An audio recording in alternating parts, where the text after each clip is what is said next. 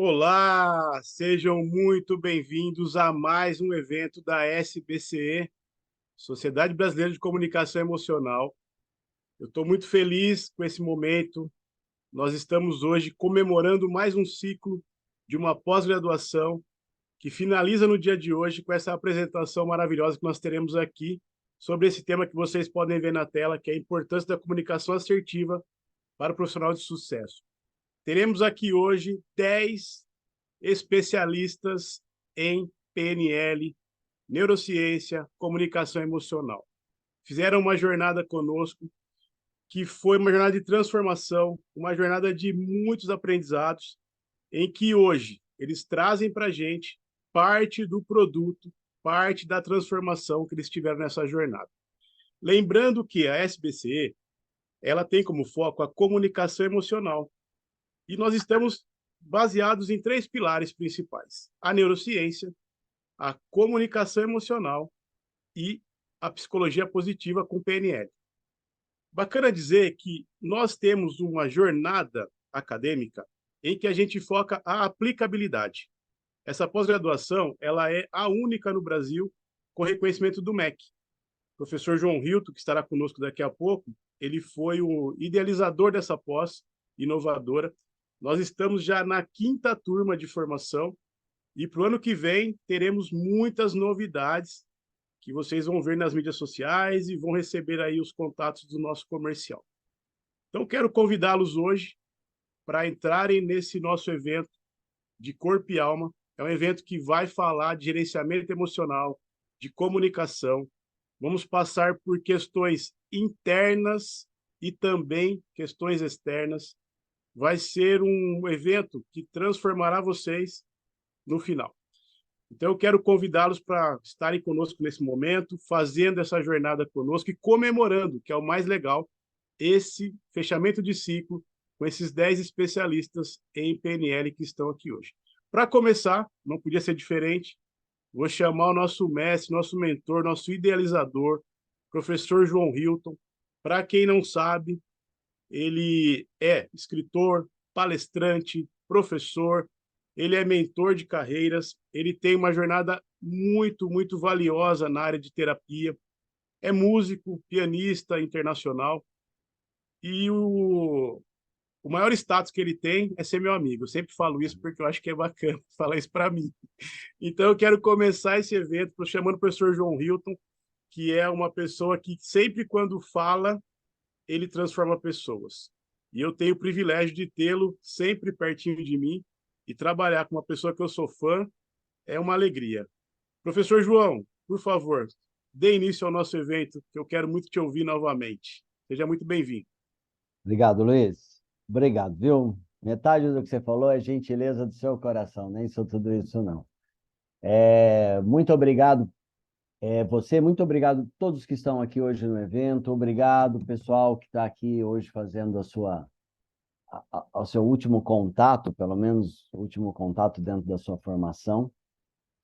Esse evento vai falar sobre comunicação. Eu acho que eu gostaria de deixar aqui um pouquinho da ideia que depois virá com os nossos convidados.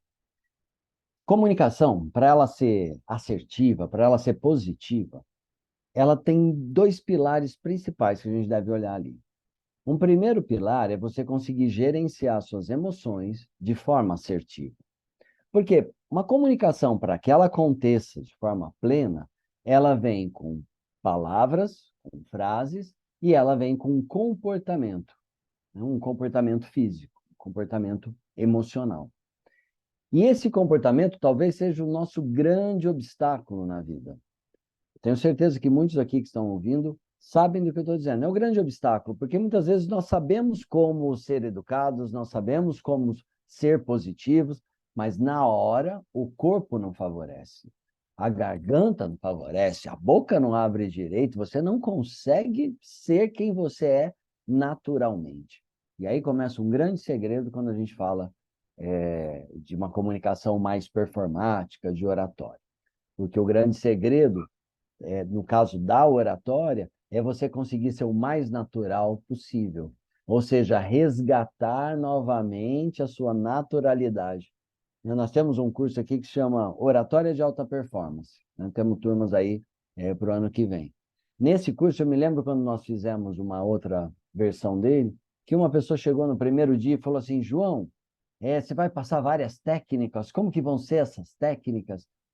E eu falei para ele assim, ó, vão ter várias técnicas, sim, mas o importante não são as técnicas, e sim o caminho que você vai fazer para desenvolver, conseguir ser natural como você é no seu cotidiano, com seus amigos, quando você vai falar em público. Então, nós temos, dos dois grandes pilares ali, primeiro, um gerenciamento emocional, né, que vai ser tratado aqui, nós vamos...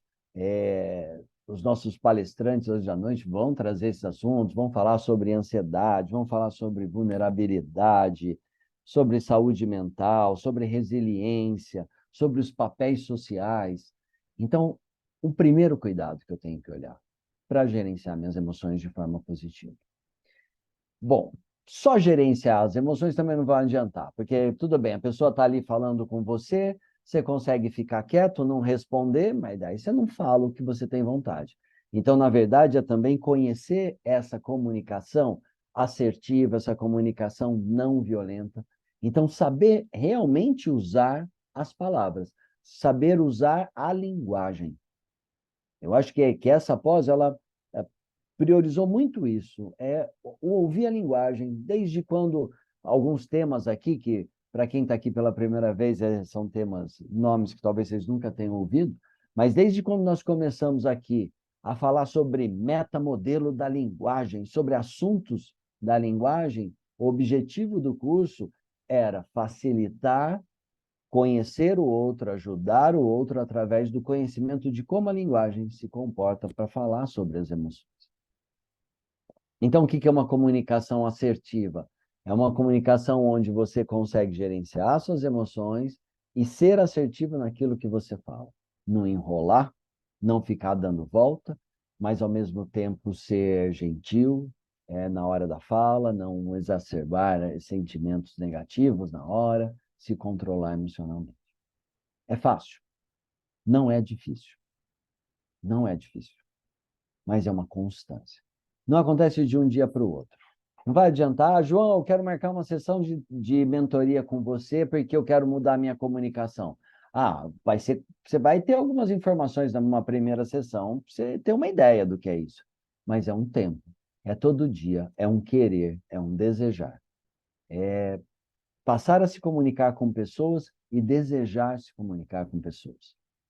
Há um tempo atrás, eu acho que para mim foi uma grande reflexão e uma frase que eu vi, que não bastava a gente querer se comunicar, a gente precisava ter amor naquilo. E esse é o caminho mais difícil. É você realmente se favorecer do amor que você recebe quando você se comunica de forma assertiva, de forma não violenta com o outro. E também favorecer o caminho das pessoas aí nesse planeta. E hoje eu tenho certeza que nós temos aqui 10 pessoas que são 10 facilitadores aí para o desenvolvimento dessa comunicação e que com certeza vão começar a germinar muitas outras sementes pelo caminho. E hoje eu tenho a honra, o Luiz Fernando tem a honra, o Rafa tem a honra, e todos vocês que não são palestrantes, tenho certeza que têm a honra de poder ouvir essas 10 pessoas que vêm fazendo essa jornada e que hoje vão compartilhar seus conhecimentos comigo. E para começar essa jornada, eu vou falar para vocês que a primeira pessoa que nós vamos aqui ouvir nessa noite é a Carla. Carla, querida, seja muito bem-vinda nessa noite, a palavra é sua. Obrigada, João. Boa noite a todos. Uma responsabilidade a gente estar aqui, mas com um prazer muito grande para a gente falar um pouco sobre todas essas coisas que a gente vem aprendendo. Se vocês observarem, João usou um termo muito interessante que é o gerenciamento emocional. Aí você que deve estar do outro lado, deve estar se perguntando, mas será que é isso, né? Como que eu faço? Para a gente entender um pouco de gerenciamento emocional, a gente tem que dar um passinho atrás para entender quem eu sou. Dentro do processo de autoconhecimento, a gente tem a percepção de quem nós somos e qual é o papel social que nós desempenhamos. Cara, o que é papel social? Dentro da sociedade, nós temos diversas funções, atuamos em diversas áreas. E é importante a gente se perceber como que a gente se comporta dentro de todos esses ambientes, porque são ambientes diferentes. E o que que acontecia até mais ou menos a década de 80? Os papéis, eles eram muito determinados. Por exemplo, um trabalhador, ele começava a trabalhar por volta dos 15, 16, 18 anos, e ele ia até sua aposentadoria naquela empresa. Então, a referência dele, de como pessoa, como cidadão, era a empresa. O trabalho estava muito ligado. A mulher, enquanto dona de casa, ficava naquele papel de só ser a educadora dos filhos. Então, o professor era só professor. Com o decorrer do tempo, as coisas foram mudando de tal forma que a gente tem essa flexibilidade dentro dos papéis. E hoje, dentro do mercado de trabalho, a pessoa ela não é só mais o trabalhador da empresa, ela é o profissional que executa uma determinada função, que pode variar no decorrer do tempo. Né? Nós somos pais, somos professores, somos amigos, somos colegas, somos terapeutas, somos clientes. E como que a gente se comporta dentro desses todos os ambientes? Como que eu sei me comportar? Porque uma coisa é fato. Em cada ambiente, você vai ter um comportamento diferente, porque é cíclico isso. Não dá para você fazer a mesma coisa em todos os lugares, porque os espaços te pedem que você mude. Porém, a sua essência, ela tem que continuar a mesma. Né? O seu raciocínio lógico, a sua essência, quem você é de verdade, ele tem que permear em todos esses ambientes, independente do tipo de comportamento que você tem que ter. E gerenciar essas emoções acaba sendo um papel muito desgastante, às vezes, quando nós não temos o conhecimento de nós mesmos. Por que que eu me comporto em determinado ambiente dessa forma? Então, nessa noite, a gente traz para você essas ferramentas de tentar se entender enquanto ser humano primeiro. Né? Qual que é o meu papel social? O que eu tenho feito? A gente tem um dado bem interessante que os profissionais hoje, com os multi-skills, né, a pessoa ela consegue ser um gestor de empresa, mas ela vai trabalhar no desenvolvimento humano, ela vai trabalhar com uma carteira de clientes, ela vai trabalhar com vendas. Então, assim, é muito amplo o papel que nós desempenhamos hoje. E essa é a importância de você se entender. Que realmente você gosta? Você realmente gosta daquilo que você está fazendo? Você realmente se dedica? É algo que você faz porque você está determinado àquilo ou você está só empurrando? Você já viu aquele tema que deixa a vida me levar? É um tema que eu não gosto muito. Porque se a vida me levar, ela pode me levar para qualquer local. E o lugar que eu chegar lá pode não ser aquilo que eu quero estar. Então a gente tem que ter essa consciência para onde eu quero ir, onde eu quero chegar, tanto na minha vida profissional como na minha vida pessoal. E a gente falando de múltiplos papéis na sociedade, como eu me encaixo, nós temos, como as mulheres, uma questão bem mais importante. Depois da pandemia, isso aumentou um dado. Mas, até 2018, 48% das mulheres eram arrimos de família. Termo antigo, né? A galera mais nova aí deve estar se perguntando o que é um arrimo de família. São aquelas pessoas responsáveis pela proteção do lar. É quem trabalha e quem traz sustento e arca com essas consequências todas. A partir de 2022, o dado do IBGE mostra que nas classes sociais mais baixas, as pessoas que recebem o Auxílio Brasil sobe para 88,2% o número de mulheres que são chefes de família. Imagine quão múltiplos papéis essa mulher não tem que desempenhar. Ela tem que prover a casa, ela precisa ser profissional, ela precisa cuidar da educação dos filhos, ela precisa fazer tantas coisas que a carga acaba sendo um pouco mais alta. E essa mulher, ela se desdobra entre todos esses papéis. O papel de mãe, mulher, profissional, educadora, cuidadora. Mesmo que a sociedade tenha evoluído a tal ponto que a gente já tem guarda compartilhada, a divisão dos trabalhos de casa, e eu costumo dizer que serviço doméstico é de quem mora em casa. Se você passou mais de uma semana no seu amigo, vai lá ajudar a lavar a louça, porque é importante, você deixou de ser visita. E essas responsabilidades, a gente está ensinando para nossas gerações. Então, o papel da mulher, com essas múltiplas facetas que a mulher tem, acaba sobrecarregando quando você não tem o autoconhecimento e saber priorizar aquilo que é mais importante para você. Então, quando eu gerencio todas essas emoções, fica mais leve. Né? Fica mais leve as minhas decisões, as minhas escolhas, porque a gente se torna mais vulnerável. A gente reconhece que não dá para acertar sempre, não dá para ser 100% em tudo. Em algum ponto, a gente vai deixar aquém. E falando sobre isso, o Amaury, ele é um cara, sim, expert em vulnerabilidade. Quando eu deixo de fazer algo, eu me torno vulnerável. Mas quem vai contar isso para a gente é o Amaury. Obrigado, Carla. Boa noite, pessoal. O tema que eu trago aqui hoje, como a nossa amiga Carla disse, é vulnerabilidade. Esse tema eu extraí do livro A Coragem de Ser Imperfeito, da Brené Brown, em que o propósito do livro é como aceitar a própria vulnerabilidade, vencer a vergonha e ousar ser quem você é. Antes de falar sobre vulnerabilidade, gostaria aqui de abordar, de frisar a importância de nós, como seres humanos, valorizamos a conexão, o vínculo com as pessoas. Acredito que todos aqui, se não a maioria, estão fazendo esse curso de oratória ou até a pós-graduação de PNL, ou os que estão aqui que pensam em fazer, com o objetivo do quê? De melhorar a comunicação, de melhorar a sua apresentação pessoal. Com base nisso, faço aqui algumas perguntas. O que é vulnerabilidade? Qual é o conceito que vocês têm sobre vulnerabilidade? Vulnerabilidade é algo negativo ou é um mito? Todos nós crescemos, né, com aquele comando, com aquela diretriz, que você se colocar numa situação de vulnerabilidade seria algo negativo. E isso foi passado pelos nossos pais em casa, pelos nossos professores na escola, ou até mesmo pelos nossos antigos chefes na empresa. Mas será que vulnerabilidade é algo negativo? É um sinal de fraqueza? Ou isso seria um mito? Quero mostrar para vocês aqui hoje que se permitir em se colocar numa situação de vulnerável pode ser positivo. Como eu disse no início, né, temos a necessidade de se conectar, de ter vínculo com pessoas. E essa necessidade de pertencer a certo grupo nos bloqueia quando precisamos nos expor ou de se colocar numa situação vulnerável. Ficamos com vergonha, pois não gostamos, né, de mostrar nossas imperfeições ou os nossos defeitos. Essa vergonha, ela é normal, tá? Desde que ela seja controlada. Pois, caso essa vergonha ela seja descontrolada, isso pode nos levar ao medo, tá? O medo pode nos levar à repulsa e, consequentemente, o bloqueio de novas ideias, de inovação. Tem algumas frases que eu quero compartilhar com vocês, do próprio livro da Brené Brown. A vergonha é tóxica. A coragem de ser imperfeito traz melhorias, oportunidades para casas, escolas e empresas. Abandonar a vergonha é o melhor caminho para aceitar por completo as suas imperfeições. Eu vou compartilhar com vocês aqui agora duas histórias, tá? Uma da própria Brené Brown e a outra minha.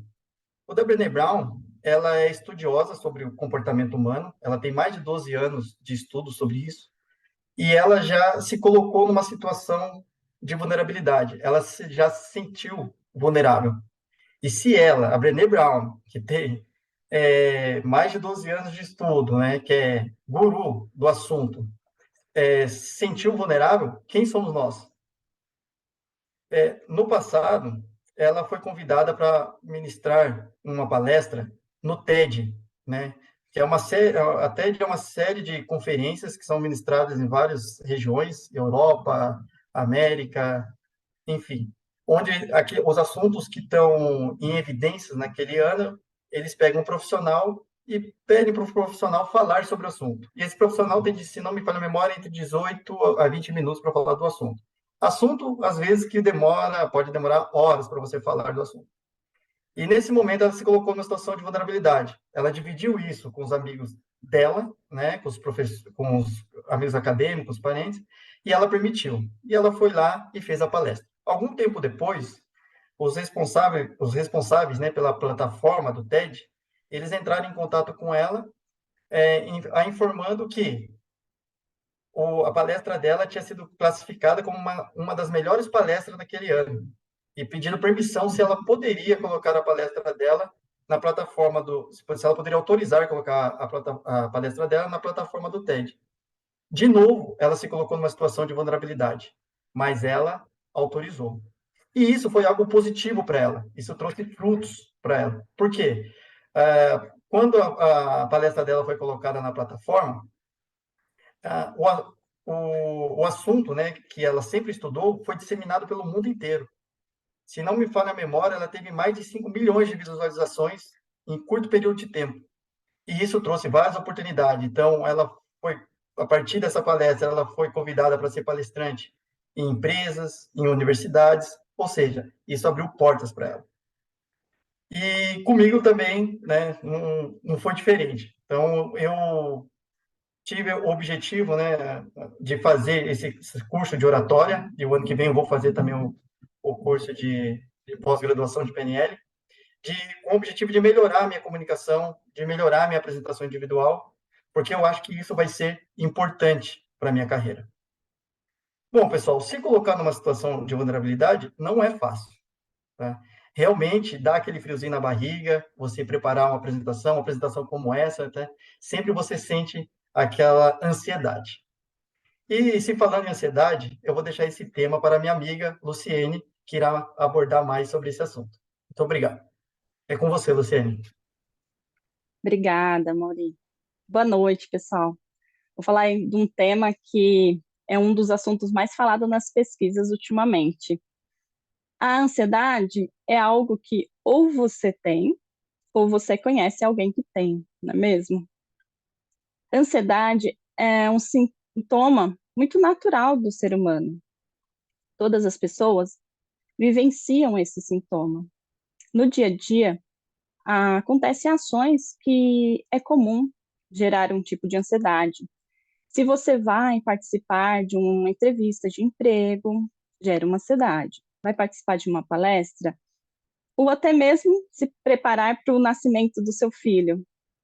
Tudo isso gera ansiedade, mas é saudável, traz um ponto de atenção que você precisa se preparar para aquele momento. A ansiedade muitas vezes é positiva, né? Te trazendo ali um alerta que vai acontecer algo para você ter mais eficiência no evento da sua vida. Alguns sintomas comuns ter o coração acelerado, a respiração ofegante. Nesses casos comuns, simples, a nossa indicação é: faça uma respiração lenta, tenta se acalmar e curte aquele momento. Mas nem sempre é assim, né? Sempre tem aquela história negativa. A ansiedade, junto com o medo e uma preocupação excessiva, sem nenhuma razão, surge os transtornos de ansiedade. Dados da Organização Mundial da Saúde, OMS, apontam que o Brasil é o país com maior número de pessoas ansiosas, 9,3% da população brasileira. O Brasil lidera o número de casos de ansiedade no mundo, sendo que 5,8% têm depressão. Muitos casos se tornam tão fortes que prejudica a saúde da pessoa. Alguns exemplos de quando a ansiedade está atrapalhando o desenvolvimento da pessoa é que ela sente alguns sintomas excessivos, sem controle de ações simples do dia a dia, uma preocupação descontrolada, desproporcional para a circunstância da sua vida. Isso gera grandes prejuízos. Eu vou contar um exemplo que eu tenho na família. A minha irmã sempre foi uma pessoa bem proativa, e ela, aos poucos, ela, assim, com a ansiedade normal, natural do ser humano, ela não foi dando atenção, até que teve um gatilho da nossa vida, e a gente perdeu nosso pai, e ela teve uma ansiedade muito forte, e isso, ela não conseguia mais fazer atividades simples do dia a dia, geraram pânico, preocupação excessiva, eventos futuros para ela, muito difícil. O corpo dela reagia de formas bem negativas, formigava, ela perdia totalmente o controle, né? E assim, ela não teve medo. O que ela fez? Ela buscou ajuda, e a ajuda da família também é essencial nesse momento, e graças a Deus ela está vivendo uma nova vida, vencendo essa batalha. E assim, depois da pandemia, muitos casos cresceram, ansiedade, depressão, sendo que a maioria são mulheres e jovens. Muitos fatores que podem causar ansiedade nessa faixa etária são as preocupações das características da adolescência, como aparência, decepção amorosa, popularidade, futuro profissional, autoestima, namoro ou até a identidade da pessoa. Tudo isso podem ser causas de ansiedade constante. Tudo isso trazendo impacto muito negativo para a vida da pessoa. Precisamos entender que não somos máquinas, né? Precisamos, sim, desacelerar, curtir a família, fazer algo que te faça bem. E a minha indicação é, está sentindo tudo isso? Busca ajuda, não tenha medo. Faça terapia, vai no psicólogo, vai no psiquiatra. Ele vai te ajudar a melhorar o seu sofrimento. E agora eu vou passar a palavra para a Genilda para falar sobre a saúde mental. É com você, Genilda. Obrigada, Lu.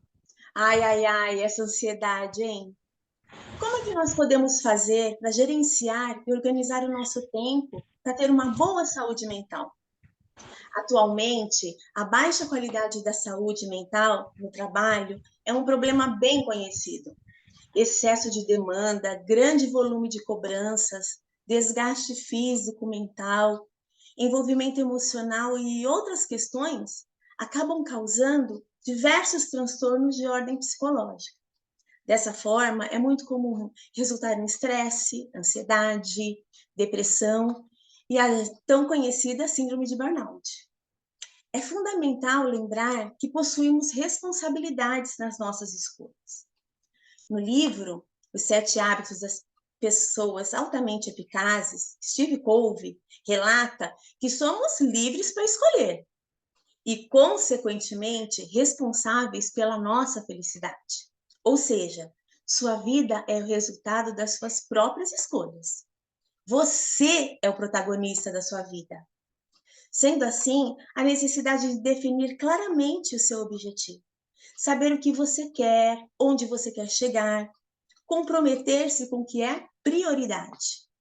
Você tem dedicado tempo ao que é mais importante? Ou você tem se perdido aí com a demanda do dia a dia? Suponhamos que você tenha várias pedras grandes que vão representar as coisas mais importantes que você precisa fazer, como, por exemplo, terminar um projeto, ir a uma consulta médica, fazer uma reunião de alinhamento com a sua equipe. E você possui outras atividades que compõem o seu dia também, que nós vamos representá-las com pedras pequenas. Muito ruim. Se você tivesse um recipiente de vidro para acomodar todas as pedras, as grandes e as pequenas, e colocasse primeiro as pequenas, você não teria espaço para colocar as grandes, que são as coisas mais importantes que você precisa fazer.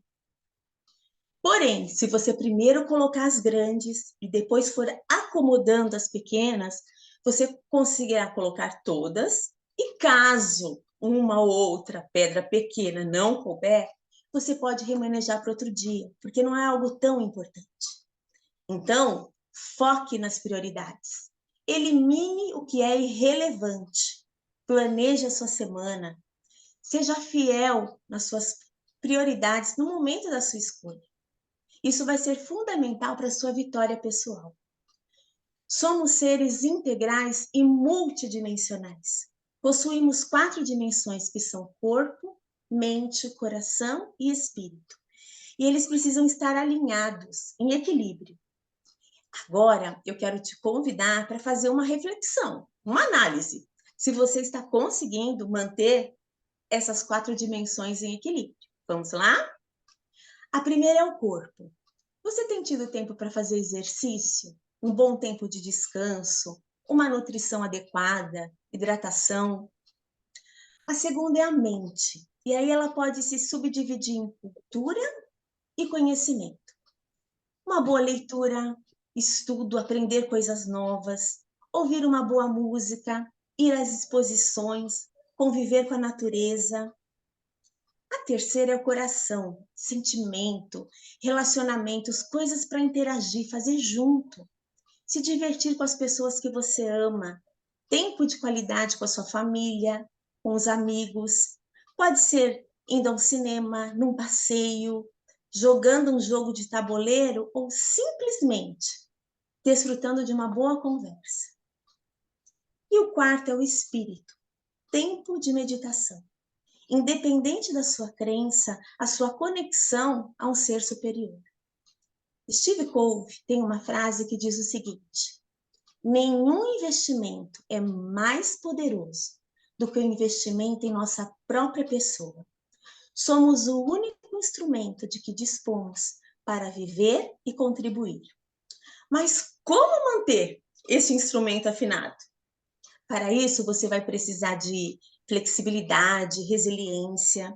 E agora eu convido meu amigo Rogério, que vai falar com você sobre esses temas. Vai lá, Rogério. Obrigado, Genilda. Boa noite a todos. Pois é, a resiliência, ela é um termo emprestado da física pela psicologia.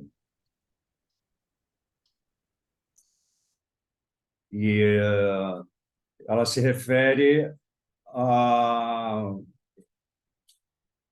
capacidade que um corpo tem, na física, de retornar ao estado original, quando sofre ou uma distensão ou uma contração, como a mola e o elástico.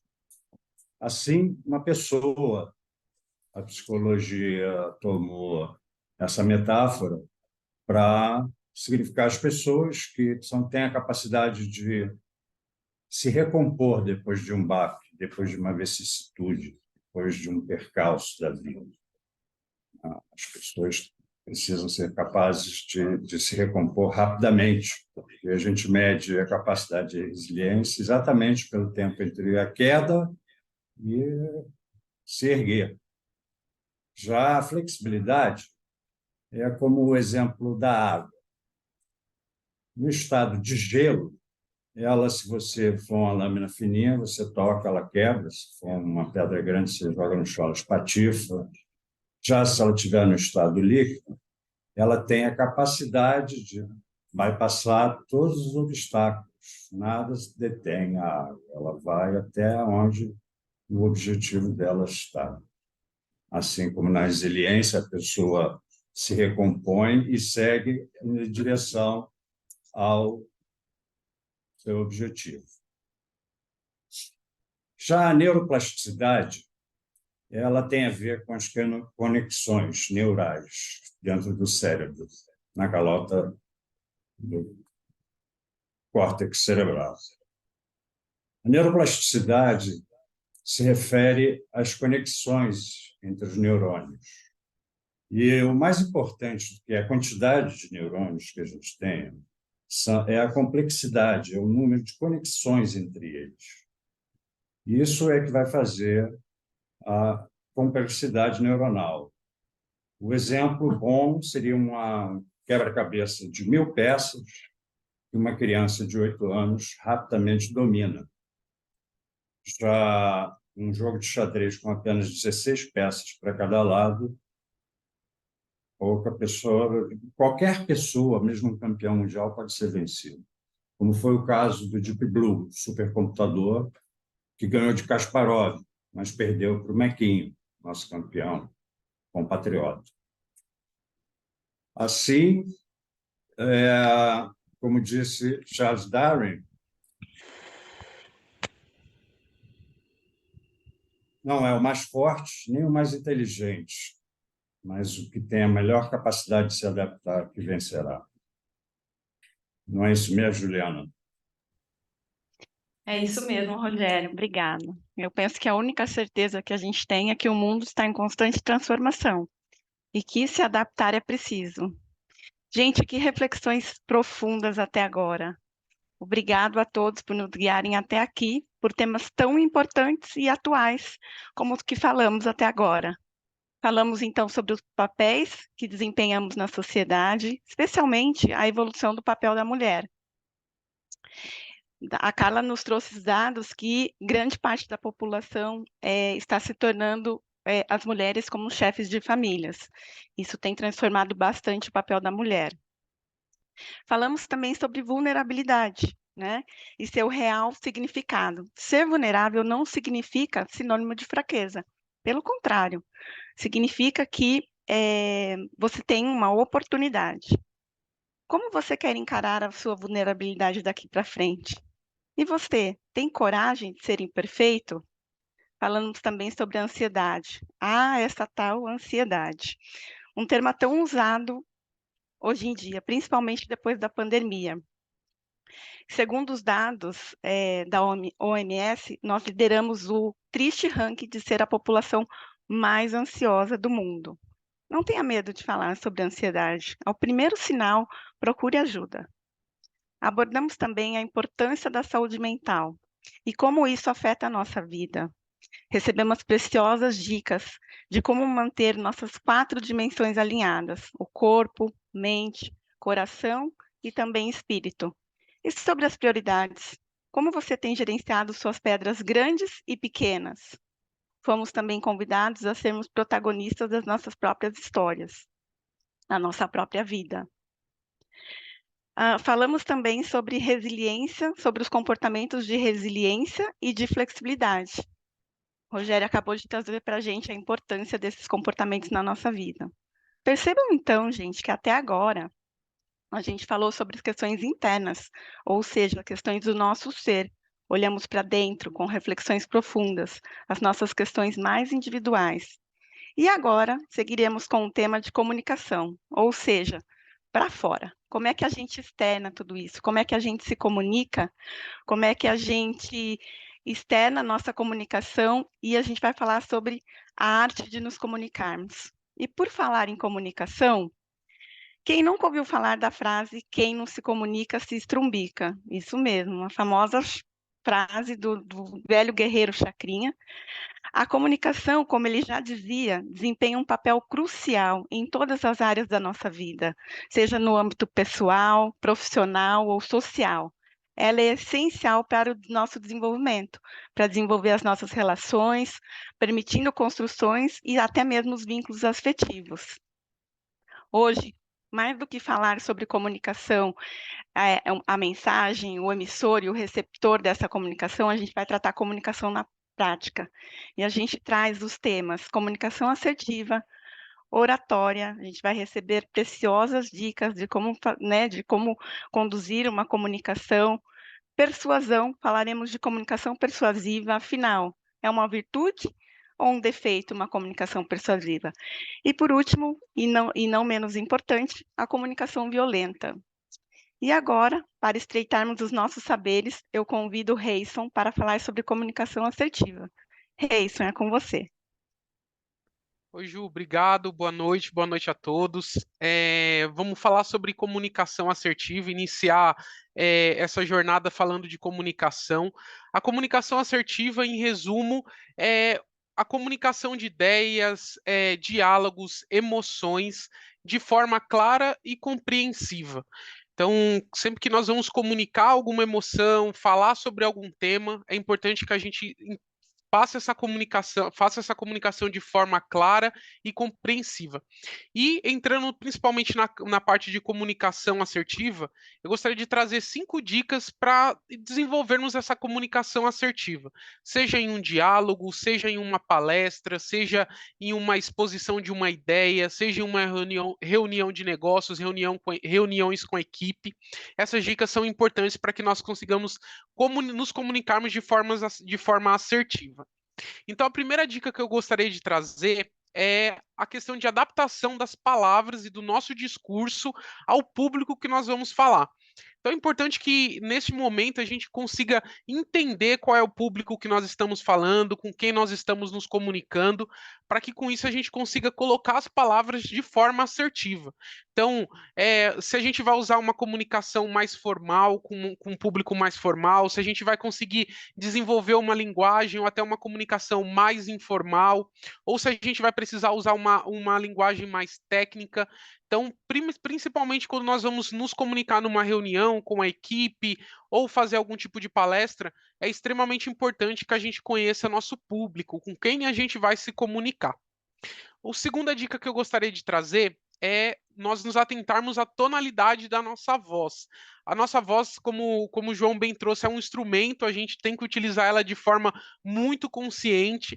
A gente, numa palestra, numa comunicação, numa reunião, a gente consegue trabalhar a nossa voz. Se a gente tiver que falar algo para chamar atenção, a gente consegue empossar mais a nossa voz. Se a gente tem que trazer uma comunicação mais acolhedora, a gente consegue diminuir um pouco mais a tonalidade da nossa voz. E é importante que, neste momento da tonalidade da voz, a gente tome muito cuidado com a questão das emoções. Então, as emoções, sejam elas positivas ou negativas, nós temos que tomar muito cuidado para que a gente não transpareça através da nossa voz uma comunicação, por exemplo, de uma emoção negativa. Então, principalmente quando nós vamos conversar com a equipe, quando nós vamos passar uma informação que pode abalar de alguma forma a equipe, por exemplo, a gente tem que estar muito coerente na tonalidade da nossa voz para que ela não esteja carregada de uma emoção negativa. E aí, entrando um pouquinho agora na parte de diálogo, numa discussão ou numa conversa, é extremamente importante que a gente esteja atento ao que o outro está dizendo, às palavras que o outro está transparecendo para a gente. Então, a gente precisa estar de corpo presente realmente numa conversa, num diálogo, numa reunião, que a gente não se distraia, né? Porque em alguns momentos a gente se distrai tanto pensando nas respostas, no que a gente vai falar. A gente às vezes usa aquelas palavras tão vazias de aham, sim, estou entendendo. Então, essas palavras às vezes trazem uma conotação de que nós não estamos realmente prestando atenção, nós estamos com o ouvido atento, nós não estamos tendo uma comunicação assertiva com a pessoa que nós estamos dialogando. Então é importante que nesse quesito, principalmente quando a gente está numa comunicação entre duas pessoas, num diálogo, numa discussão de ideias, é importante que a gente esteja totalmente presente. Também falando um pouco mais de diálogo, a quarta dica sobre a comunicação assertiva é o de ouvir com respeito. Então, nós precisamos, além de nos comunicarmos, de falarmos de forma clara, de transparecermos a nossa emoção de forma clara, é extremamente importante que a gente escute com respeito, que a gente ouça com respeito o que o outro está falando. E além de ouvir com respeito, a gente está atento aos sentimentos que estão por trás daquelas palavras. Principalmente voltando para o lado corporativo também, às vezes um colaborador ou algum cliente traz alguma coisa para a gente de uma forma não tão clara, trazendo palavras carregadas de emoção. Então é importante que a gente, além de entender o que a comunicação que está sendo dita ali, qual é a emoção que está por trás daquelas palavras. E a quinta dica é falando um pouco mais sobre o corpo fala. A gente já ouviu muito falar sobre isso, que não é só a nossa fala, não é só a forma que nós nos expressamos que traz a comunicação, mas que o nosso corpo também transparece isso, que o nosso corpo fala. Então é extremamente importante que a gente esteja atento a como nós nos portamos, a forma que nosso corpo está diante de uma situação, de como nós estamos comunicando as nossas emoções, para que a gente também consiga, da forma até que a gente posiciona o nosso corpo, a gente consiga trazer confiança no que a gente está falando, com quem a gente está interagindo. E também muito cuidado que não é só comunicação de fala que pode ser violenta. Às vezes, da forma que nosso corpo se impõe, os gestos que nós fazemos durante uma comunicação, o nosso corpo também pode trazer uma comunicação violenta. Então, é extremamente importante que a gente também esteja atento à comunicação não verbal. Tá bom? Falando então dessas 5 dicas, gostaria de agradecer e gostaria de passar agora, continuando a nossa trajetória de comunicação, gostaria de trazer agora o nosso amigo Ramon, que vai falar sobre oratória. Ramon, é com você. Boa noite, pessoal. Obrigado, Reison, pelo tema de extrema importância para a noite de hoje. Nesse contexto, eu não posso deixar de falar para vocês hoje sobre oratória. A oratória, que é a habilidade de falar em público, mas não somente relacionada a palavras. A oratória traz todo um conceito de técnicas, de linguagem corporal, de linguagem não verbal. Então, a habilidade de falar em público, além de falar, é todo um contexto de como o conteúdo ele é apresentado. E a oratória, ela está presente em diversos ambientes. Por exemplo, no ambiente profissional, nas organizações, apresentar um projeto, participar de um processo de seleção, uma negociação com um cliente, com um fornecedor. Isso acontece a todo momento em todas as organizações. Em um ambiente acadêmico, a relação, por exemplo, de professor e aluno. Como o professor tem toda aquela didática em transmitir o conhecimento, e o aluno do outro lado, a recepção daquilo, como ele vai defender uma tese, ele vai tirar uma dúvida, vai defender um projeto, por exemplo, em um ambiente de sala de aula. A vida política ou de liderança, vamos exemplificar aqui. Na vida política, Os políticos, os líderes, têm um poder na oratória de mobilizar pessoas, influenciar pessoas. Essa é uma característica muito forte da política, da liderança. Um outro exemplo, nas mídias sociais, por exemplo, as pessoas que produzem conteúdo digital. Eles precisam, de alguma forma, articular suas ideias para que consigam captar a pessoa que está assistindo aquele conteúdo. A vida do youtuber ou do influencer digital é conquistar um like, um seguidor, nesse formato que eles trabalham. Então, a oratória está muito presente. Já na nossa vida interpessoal, nas nossas relações interpessoais, por exemplo, uma boa oratória ajuda a evitar conflitos, um mal-entendido, conseguimos expressar sentimentos de uma forma muito mais clara. Então, na nossa vida pessoal, a oratória também é presente. Nós temos várias pessoas que têm marcas em suas oratórias. Por exemplo, Elon Musk. O Elon Musk, ele consegue trazer dois temas complexos, que é o lançamento de um foguete e o carro elétrico, mas ele consegue traduzir isso em suas entrevistas de uma forma mais natural, de uma forma mais acessível. Sempre com uma pegada de um carisma. Ele consegue quebrar o gelo ali de uma carisma. As entrevistas de Elon têm esse marco. Já um outro exemplo, os presidentes, o Lula e o Bolsonaro. Eles têm um poder de se conectar com a população, com um linguajar muito simples, e eles têm um poder na sua oratória de criar um movimento, de influenciar aquele grupo de pessoas. Um outro exemplo já do esporte, Ayrton Senna, por exemplo. A maioria das entrevistas do Senna é sobre o esporte, mas sempre tem um apelo social. Sempre ele traz uma pegada social, então é um marco da entrevista do Senna. Isso é de extrema importância também. Algumas dicas, complementando o que o nosso amigo Reison trouxe, eu trago também algumas dicas para ajudar a quem quer melhorar a sua oratória. Por exemplo, uma dicção clara, pronúncia correta das palavras, uma fala nítida, isso traz um profissionalismo para quem está apresentando o tema. Então, a pronúncia, a dicção muito clara, ela é de extrema importância. A entonação de voz. Então, em alguns momentos, eu tenho uma variação na inflexão da voz, um tom um pouco mais alto, um tom um pouco mais baixo. Isso traz um dinamismo, um entusiasmo, uma urgência para o conteúdo que está sendo apresentado. É de extrema importância, isso cria um discurso memorável, cativante. A variação na velocidade da apresentação, em alguns momentos trazer uma velocidade um pouco mais lenta, em alguns momentos acelerar um pouco. Isso traz um dinamismo, não deixa o discurso muito monótono, isso é de extrema importância também. E manter o contato visual, pessoal. Mantenha o contato com o público, sempre olhando para a plateia. Estabelecer esse contato de confiança, ele expressa interesse, autenticidade, isso traz uma pegada para o orador, uma abordagem muito legal para o orador, é um interesse junto à plateia. E a postura. Postura, como o Reison trouxe para nós, o corpo fala também. Então, a postura, olhar para o público, corpo ereto, cabeça erguida, ombro para trás, peito para frente. Isso traz um posicionamento extremamente importante para o orador, um domínio de palco, um domínio ali da situação. Isso traz uma credibilidade para o orador e para o conteúdo que está sendo apresentado. Concluindo, pessoal, a oratória, ela não é somente a habilidade de falar em público, mas a oratória é a arte de compartilhar não apenas palavras, mas histórias, visões, emoções. Cada palavra que a gente pronuncia é capaz de influenciar uma pessoa positiva ou negativamente. Então, eu deixo aqui para vocês dicas para melhorar a oratória e alguns exemplos, caso vocês queiram pesquisar um pouco mais. Tem diversos oradores, diversos exemplos aí que a gente pode estar pesquisando. Junto com esse tema de extrema importância, o nosso amigo Afonso vai falar sobre persuasão, complementando todo esse conteúdo de comunicação que a gente está trazendo. Afonso, é contigo, meu amigo.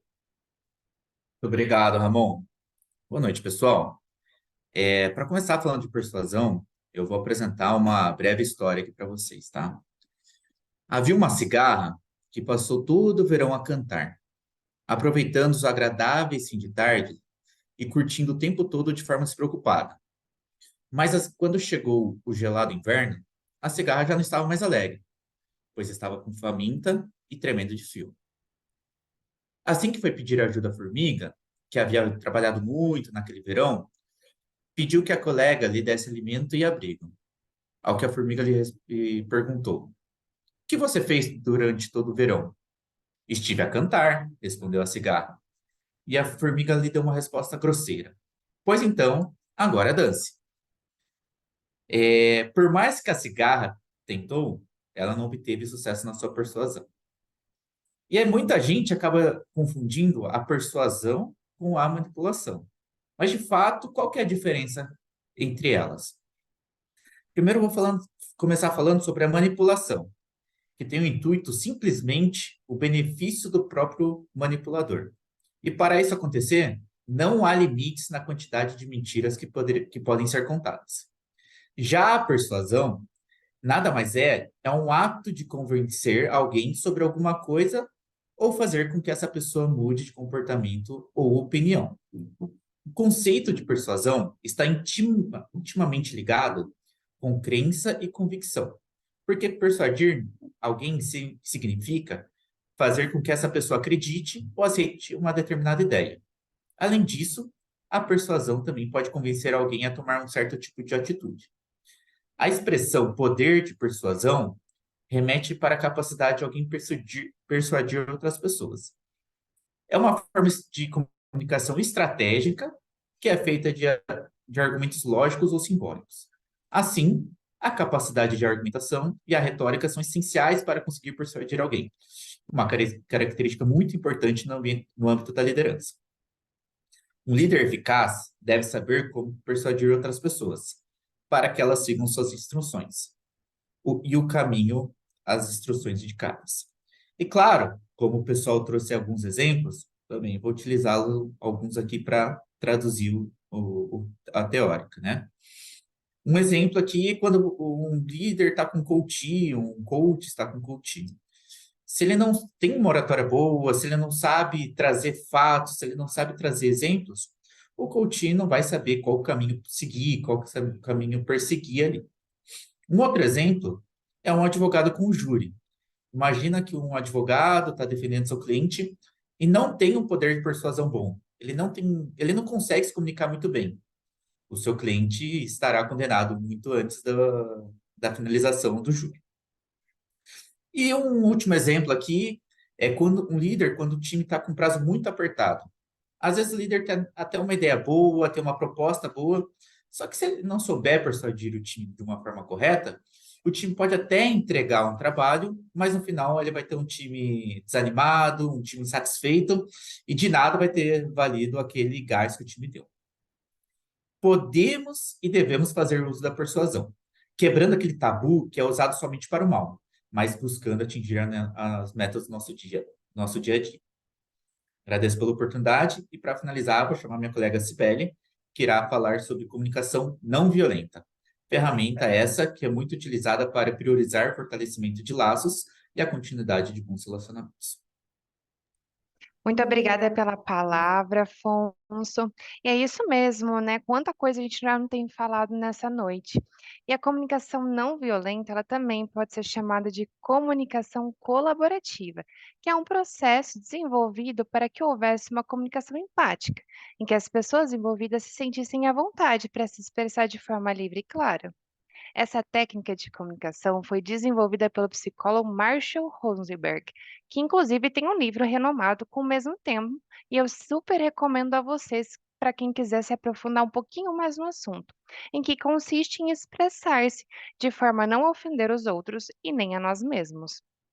A comunicação é algo inerente ao ser humano, seja no trabalho, dentro de casa, nas relações interpessoais, e quando ela não consegue ser eficaz, isso nos leva a conflitos e mal-entendidos. Quem nunca entrou num climão porque tentou falar alguma coisa e não foi entendido da forma que queria, né?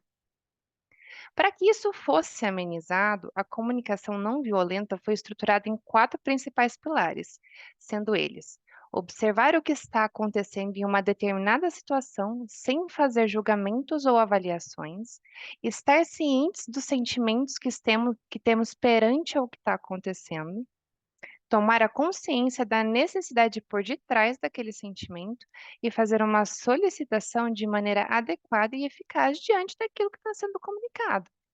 Perante esses 4 pilares, essa breve introdução que eu dei para vocês sobre comunicação não violenta, eu vou trazer um pequeno texto para nossa reflexão na noite de hoje.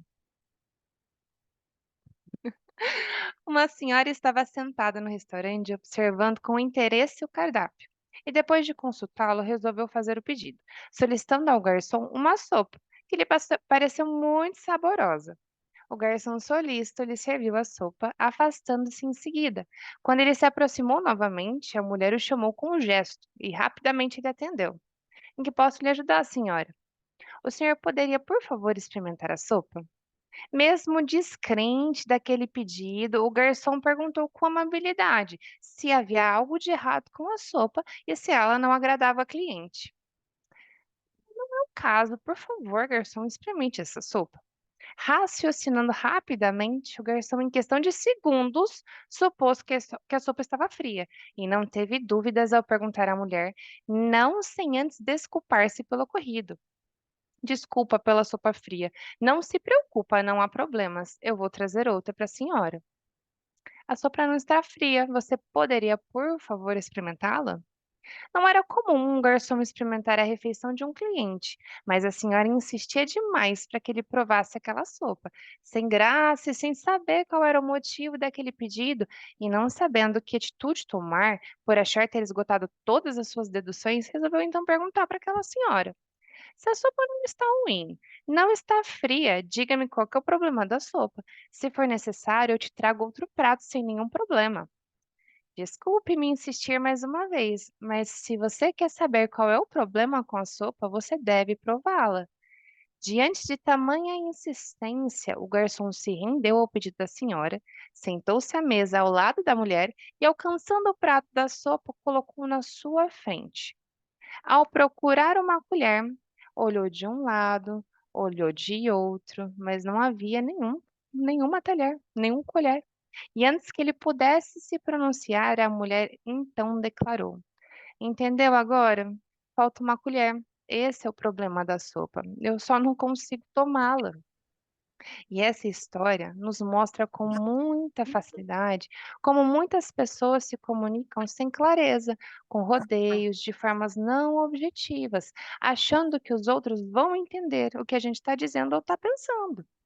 Assim, fazem com que a nossa comunicação e a comunicação em geral seja muito mais complicada e difícil, quando ela podia ser mais simples, direta e assertiva. As pessoas, elas não são iguais. Pensam e entendem de maneiras totalmente distintas. E o que de repente parece tão simples para uns, pode se tornar completamente outra coisa para os outros. Isso mostra para cada um de nós reunidos aqui nessa noite a importância da nossa comunicação.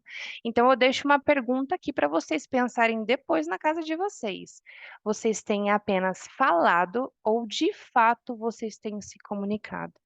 E com isso eu encerro aqui a nossa breve apresentação sobre a comunicação assertiva para um profissional e um ser humano de excelência. Muito obrigada e boa noite. Maravilhoso, hein? Que bacana esse evento, pessoal. Quero inicialmente parabenizá-los. Foi um evento construído, na maior parte, por vocês. Tema, construção, dinâmica, posicionamento. O João fez um trabalho maravilhoso na condução para que houvesse um evento aqui que tivesse características que vocês trouxessem para a gente aqui. E foi bem legal, porque parte do que vocês aprenderam, vocês trouxeram hoje como uma entrega para a sociedade. Isso é muito importante. O nosso trabalho aqui é transformar o mundo pelas pessoas. Nosso slogan é porque o mundo merece te ouvir. E vocês vieram hoje, fizeram uma entrega social. Esse vídeo ele vai ser disponibilizado para as pessoas assistirem. Vamos colocar no YouTube, vamos colocar esses links disponíveis. E com certeza vocês vão transformar vidas de muitas pessoas. Cada um que trouxe aqui um tema, eu tenho certeza que vai colaborar com a jornada de muitas pessoas. E até tem uma história bonita que o João conta, entre várias histórias. Ele tem que fazer um livro só de histórias. E ele tem que fazer um videobook, audiobook, ele tem histórias maravilhosas. E tem uma que ele fala sobre pessoa que rega o caminho. E ao regar o caminho, esse caminho fica mais florido. Vocês hoje aqui foram essas pessoas que regaram caminhos, regaram jornadas. Então, eu quero parabenizá-los, por estar vendo, assim, nesse momento, o trabalho que a gente acredita se transformando numa entrega social. Então, quero agradecer e parabenizá-los e chamar o João para uma palavra final aqui, que eu acho importante ele trazer, e dizer que eu quero estar com vocês por muito mais tempo. Agradeço demais a presença de todos aqui. João, por favor. Bom, a palavra final, quero dar parabéns a todos. Oficialmente encerraram a jornada. A gente espera que vocês continuem conosco aí nas próximas jornadas. Agradecer a todos que ficaram aqui, nos ouviram, participaram aqui conosco. Nós temos muitos aqui, sabe, Luiz, que passaram aqui pela SBC. A gente tem a Daiane Fontes, professora de neurociência, que é formada aqui pela gente. O Ico, neuropractitioner profissional, já está trabalhando na área. Tem mais alguém aqui das turmas? Eu acho que são Creio os que não, dois. só esses dois, João. Sim. Então, pessoal, encerra-se um ciclo. Para quem está assistindo, é um começo. Para quem ficou motivado a querer fazer um curso de programação neurolinguística, pode ser o começo de um ciclo. E eu quero deixar aqui para vocês uma história, hein, Luiz? Estou pensando aqui qual história que eu vou contar aqui. Eu acho que, para mim, a história mais significativa, que eu tenho certeza que vocês que fizeram o curso já ouviram nas palestras também, é sobre um mestre que meditava na beira de um lago e estava ali sentado, praticando uma meditação naquele lago límpido e ali em silêncio.